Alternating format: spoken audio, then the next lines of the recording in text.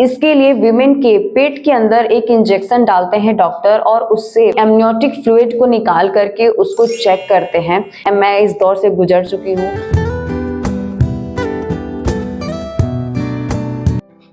Hello everyone, this is Pragati. Welcome back to my channel. और आज के इस वीडियो में मैं आपको बताने वाली हूँ डाउन सिंड्रोम के लिए होने वाले टेस्ट के बारे में।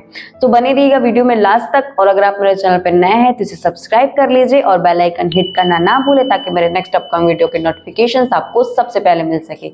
चलिए वीडियो को स्टार्ट करते हैं। डाउन सिंड्रोम का पता लगाने के लिए प्रेगनेंसी के 11 से 14 वीक्स के अंदर डॉक्टर स्कैन और ब्लड टेस्ट कराते हैं, जिसके थ्रू हमें पता चलता है कि डाउन सिंड्रोम का रिस्क है या नहीं है। जो स्कैन होता है उसको हम लोग एंटी स्कैन और जो ब्लड टेस्ट होता है उसको double marker test. I am sure आपको भी ये टर्म सुनने को मिला होगा आपकी प्रेगनेंसी की जर्नी में। और अगर ये टेस्ट किसी वजह से आपने मिस करा दिया तो नेक्स्ट डेट आपको डॉक्टर देते हैं प्रेगनेंसी के 18 वीक से 20 वीक के अंदर।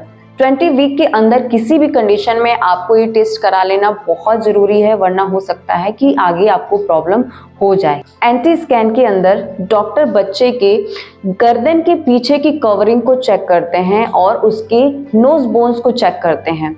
अगर ये बच्चे के नेक की कवरिंग मोटी या फिर उसका नोज बोन डॉक्टर को नहीं दिखता या फिर छोटा दिखता है, दैट मीन्स कि ये डाउन सिंड्रोम के सिम्टम्स। डबल मार्कर जो ब्लड टेस्ट होता है उसमें आपका ब्लड सैंपल लेकर के डॉक्टर इसको चेक करते हैं। इसको डबल मार्कर इसलिए बोला जाता है क्योंकि इसमें दो चीजें चेक होती हैं, एक PAPP और एक बीटा HCG।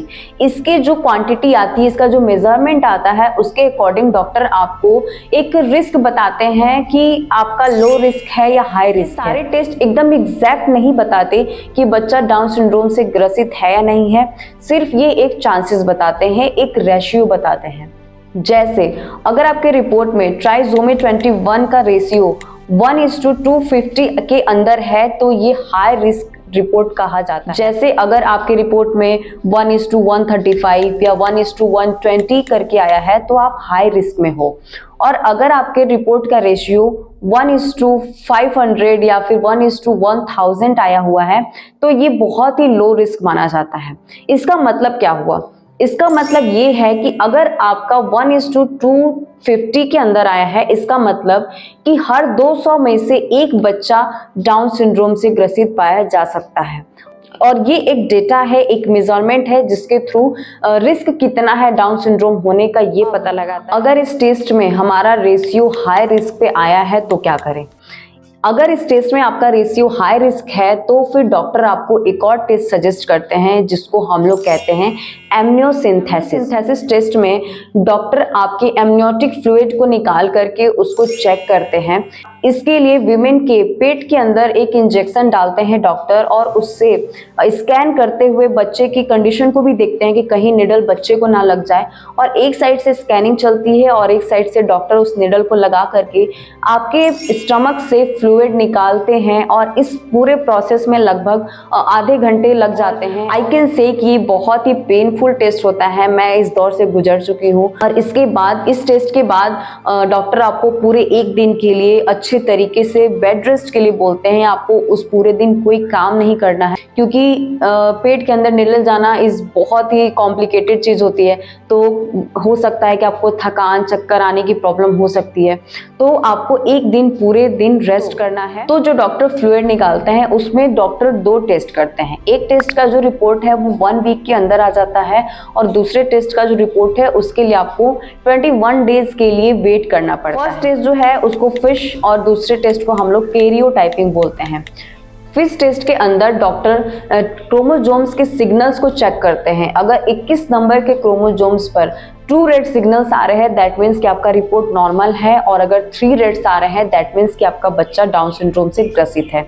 इस टेस्ट का रिपोर्ट 1 वीक के अंदर आपको आ जाता है और काफ़ी हद तक जो चांसेस हैं वो क्लियर हो जाते हैं इस टेस्ट के साथ ही।